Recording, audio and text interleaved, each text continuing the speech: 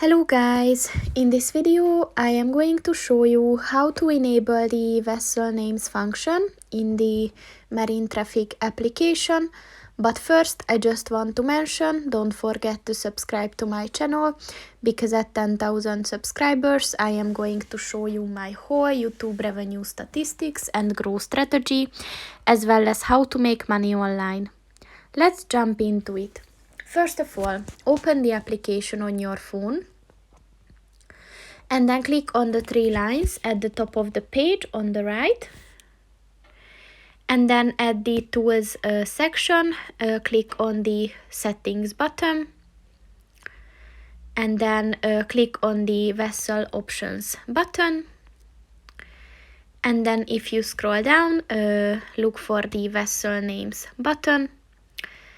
And if you want to enable this, just click on the white circle next to it, and once it turned blue, this function is enabled. So that's pretty much it for this video, guys. See you in the next one. Goodbye.